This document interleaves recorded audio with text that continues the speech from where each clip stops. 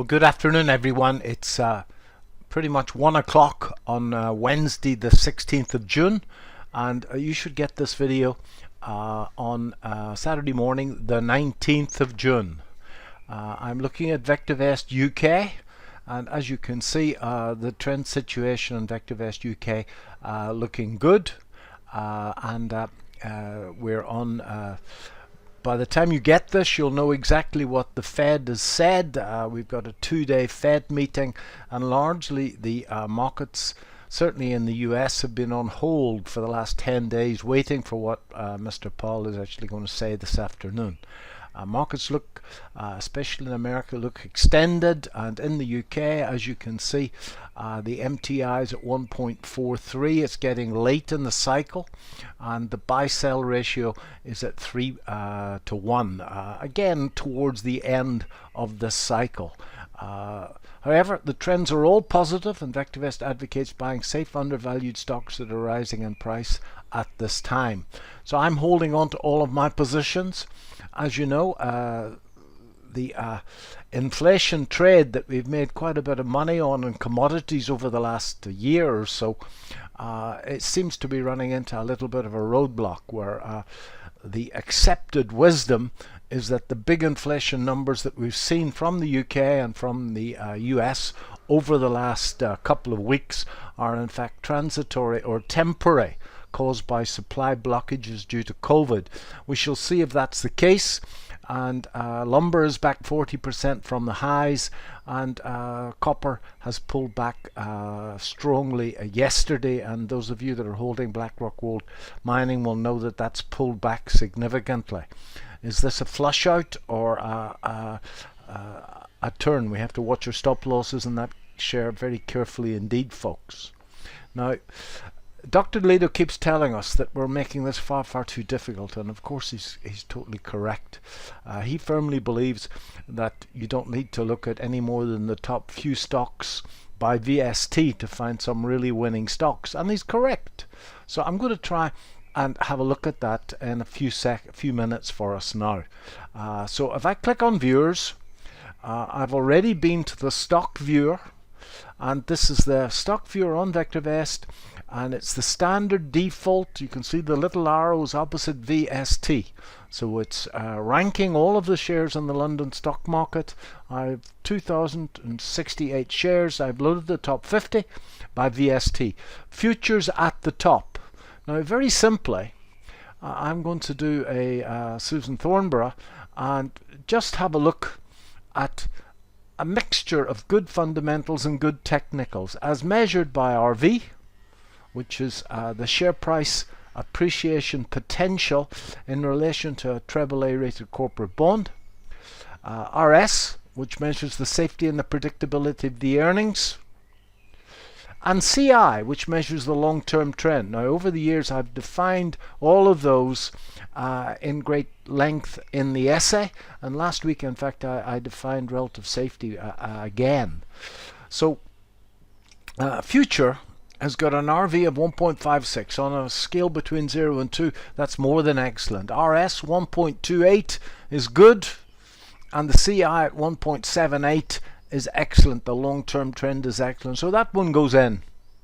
There are many other measures that you can bring in as well, such as dividends, such as annualized growth rate, but let's just keep it simple: RV, RS, and CI. So that one goes in. Impacts 145, 142, 188. I'm putting that one in as well. The character group, excellent little company, a tad illiquid, but an excellent little company. On AIM, it's 152, 132, both excellent numbers, and the CI 185. That one will go in. I'm going to leave investment trusts for the moment. Cerillion, the 1.13 may be a bit low, so let's just leave that one for a second. Renew is the next company down, 1.44, 1.44, and 140, so that one would certainly go in. LUCE.L, 153, 123, just about in. 189 certainly in, so that one goes in. And I'm going to skip these funds and investment trusts, and the next one I see is AVG.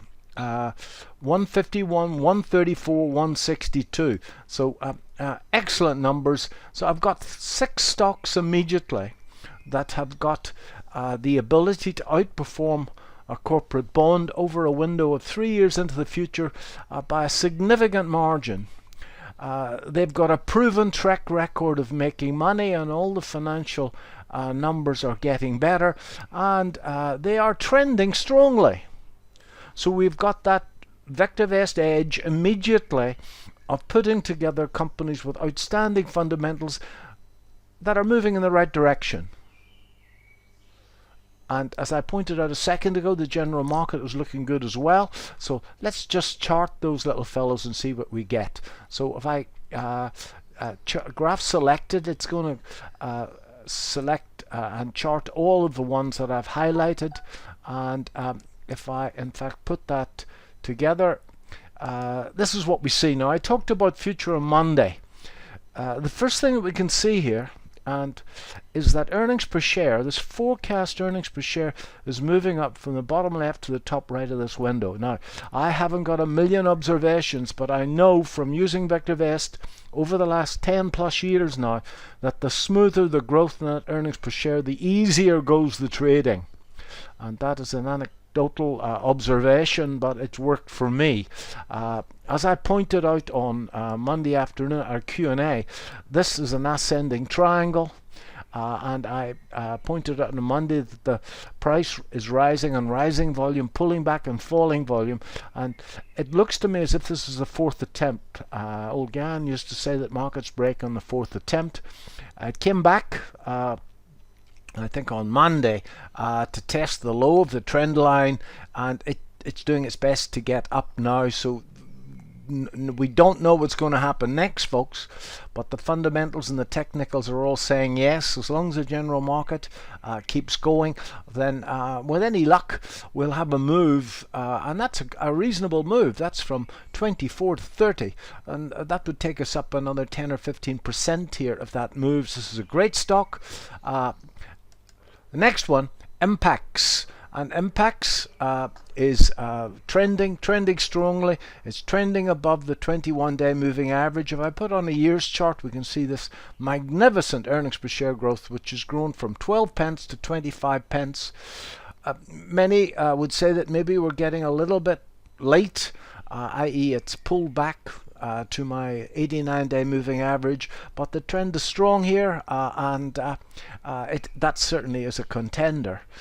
This is Character Group, and Character Group earnings per share is not as nice as I would like it to be. Nevertheless, over the last year, it's gone from 20p to £1.40, and this big swing on forecast earnings per share has pushed the share price. As you can see, it took a long time for it to react. Trend is strong here.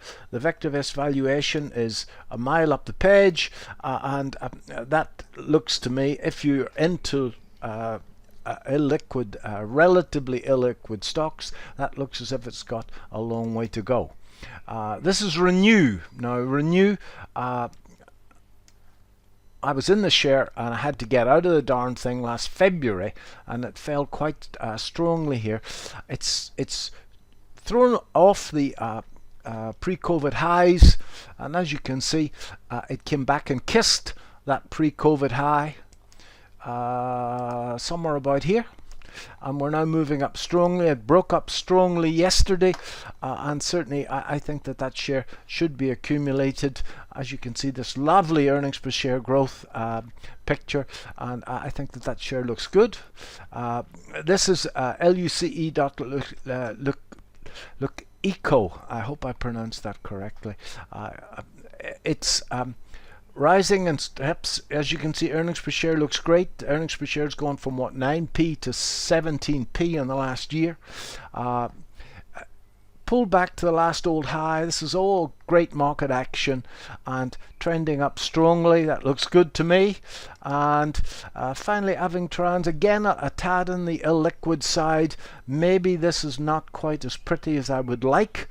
But nevertheless trending strongly, and has recently pulled back to those old highs, gapped up, and it looks as if it wants to move much higher. So folks, what I'm trying to point out is that if the general market is rising, it doesn't take a great deal of effort to find some stocks that are going to move strongly simply by integrating fundamental analysis and technical analysis. And of course all of this can be written easily into a Unisearch, but I just wanted to sort of point out what Dr. Toledo says, that you don't have to make it complicated, and that you can find some cracking stocks just by looking at the stock viewer in a few seconds. So I hope you find that useful. Monday afternoon, 1:30, I'll be back to talk about the